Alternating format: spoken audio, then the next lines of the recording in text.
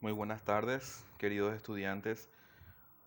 Hoy vamos a hablar de una clase muy importante acerca de lo que sería la endocrinología, que es una parte fundamental de la anatomía. ¿Por qué?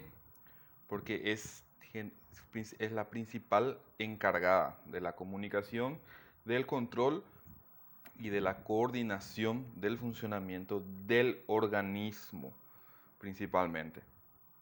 Tiene diversas actividades, como la de actividad de órganos completos, tiene también los niveles de energía, reproducción, características sexuales, es encargada también del crecimiento y desarrollo y de los niveles de sangre líquidos, equilibrio interno del cuerpo, llamado la homeostasis, y las reacciones adversas al medio ambiente, ¿verdad? Los alérgicos, por ejemplo, tienden tendencia a esto. Entonces, las actividades distintas de lo que sería la endocrinología está generalmente ligada a lo que sería el sistema nervioso. Es la principal fuente de lo que sería la endocrinología. Ahí es lo que se centra y vamos a ir viendo.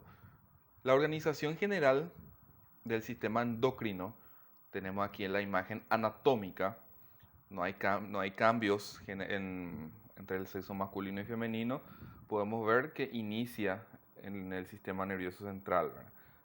El pineal, hipotálamo, hipófisis, las tiroides, paratiroides, que es un poquito más abajo, el timo, las cápsulas suprarrenales, páncreas, ovarios en las mujeres y testículos en los hombres.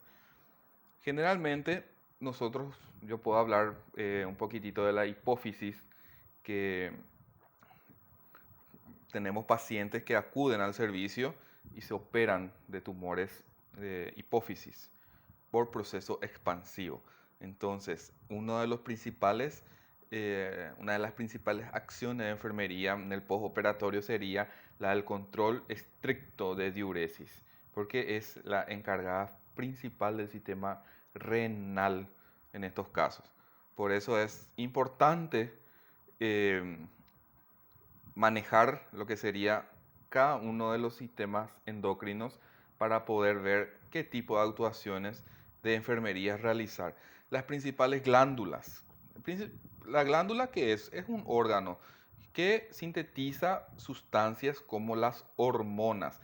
¿Y cuáles son las principales glándulas que tenemos? El hipotálamo, hipófisis, glándulas tiroides, paratiroides, suprarrenales, pineal y las glándulas reproductoras, como tenemos ahí.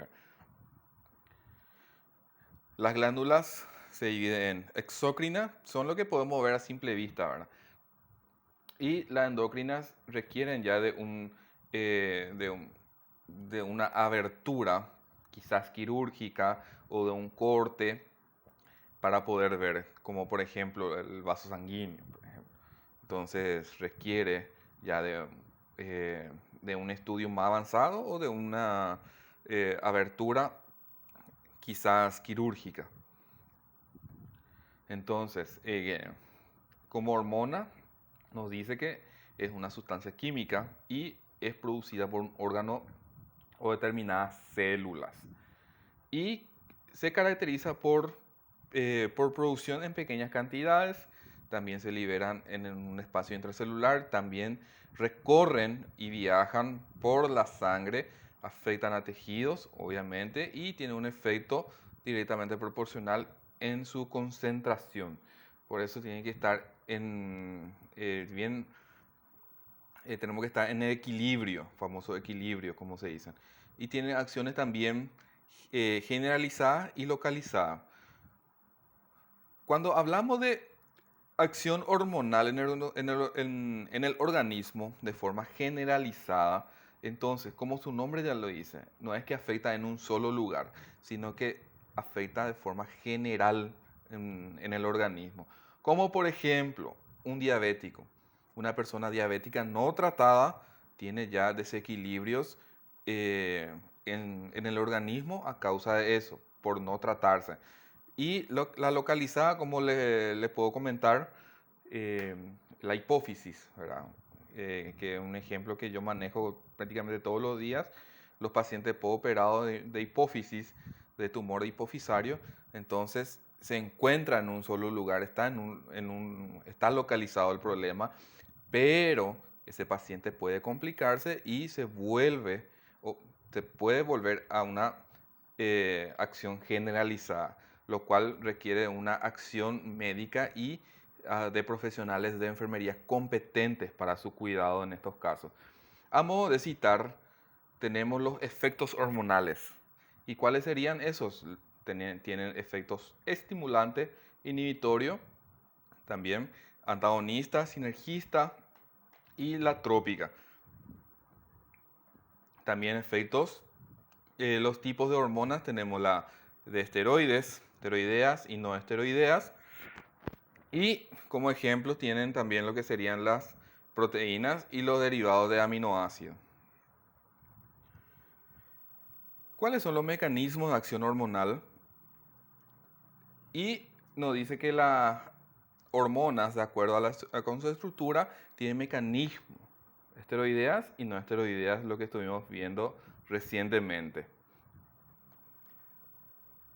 Propiedades generales de las hormonas obviamente son las encargadas de las funciones celulares y esto tiene que estar tiene que estar armónicamente, obviamente, porque si no, tiende la persona a tener un desequilibrio. También ayuda en la sensibilidad de las células, una determinada hormona, la célula responde a mensajes hormonales. Hay un efecto de una hormona que será tanto generalizada o localizada. Entonces, esto es a modo de conocimiento nada más, chicos. El control hormonal también, esto es ya con asistencia médica, con estudios. También es importante porque hay personas que no saben, no tienen ni idea que es diabético. Sufre de hiperglicemia y esto es a causa de que nunca se realizó un control.